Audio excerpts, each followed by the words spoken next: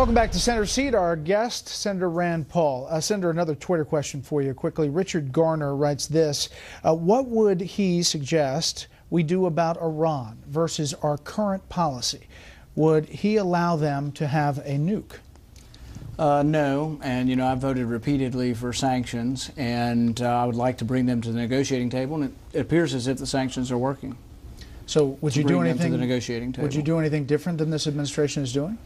I guess it's unclear what we're doing at this point because I'm not privy to exactly what is going on with the negotiations. But I think it's a good sign that we are in negotiations and that Iran, I think, is feeling the sanctions, and I think that's why they've come to the negotiating table. But this administration, it seems, is trying to dial back on the sanctions in order to go to this next step. Are you in favor of that?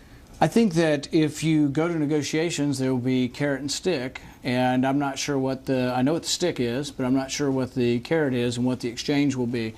But I think if you want to negotiate and you want to have diplomacy, there is some kind of exchange. I do think, though, that ultimately, if we want Iran to behave and enter into the civilized world again, I think China and Russia can have a great deal of influence on this. Most of the oil that flows through the Straits of Hormuz goes out to the West. India, Japan, China, and while we've limited, they still are importing quite a bit of that oil. Ultimately, if China were completely with us on this, I think Iran would turn around and really would accept significant changes. But Senator, China has shown zero interest in reining in Iran's nuclear program over the last decade, and Russia as well. There's no hope of that happening. Our only hope is, as you said, the sanctions. There's now a move in Congress to increase the sanctions precisely because the current sanctions are the one thing that brought the regime into negotiations.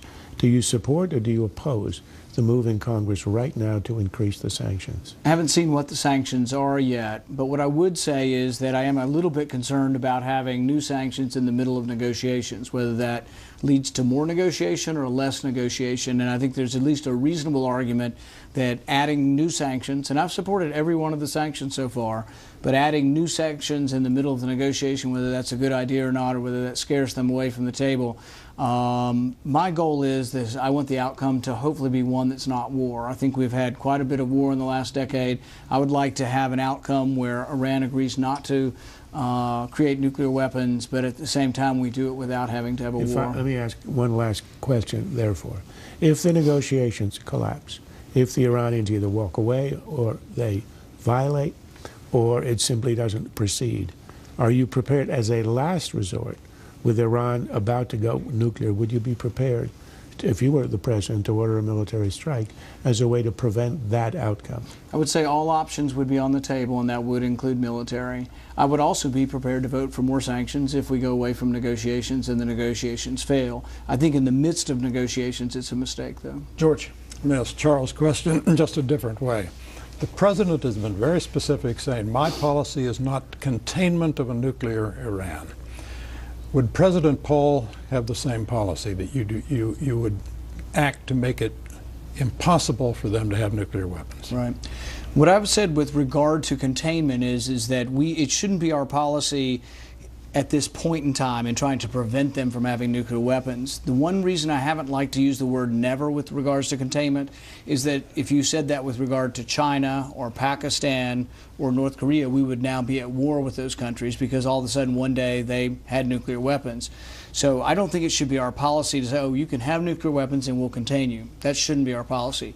But I don't think we should also say the extension of that we will never have containment as a policy. Containment actually for 70 years was a great policy with regard to the Soviet Union. Well, suppose the Israelis came to you and said the progress is too fast. They're too close now. We must strike. Will you help us? What would you say? I think that's a tough situation. I think with regard to Israel deciding it's in their best interest, I don't think it's ever our obligation to criticize them for defending their country. So if they decided to act unilaterally, I don't think it's our place to be criticized. What if they said we can't do it? That's another question, and I think it has to be probably decided by what the facts on the ground are at that point and how close they are. So really, decisions like that, I think, are sometimes dependent on facts you may not have, even within the Senate. Or amongst us, we may not have the facts. Mara, 2016 question. 2016, you would have the facts if you were commander-in-chief. Right. So let me ask you a question about that. Voters are completely disgusted with Washington. Every player here gets abysmally, historically low ratings, from the president to the leadership in Congress. Why wouldn't voters want an outsider in 2016? A Republican governor, maybe a conservative governor of a blue state. I think they, no names here. I think they want someone outside of what's been going on. So, for example, someone like myself who's been promoting term limits, someone who says we shouldn't have decade after decade longevity up here. And I think I'm enough new here to still be perceived as an outsider, should that be the choice at some time in 2016. But I don't know that a governor is necessarily an outsider. A governor can be an insider as much as anybody else. I think you want somebody who maybe hasn't spent their whole life in politics, people who have had another career. And when young people come up to me and ask about getting involved in politics, that's my number one advice. Go get a real job, do something, have a real career before you get involved in politics. Like being an eye doctor, for example. Is Chris Christie a conservative? It depends on how you define that. If you have a very loose definition, probably.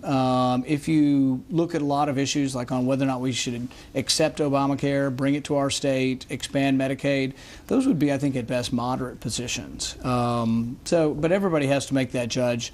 But I think we have room for moderates in our party.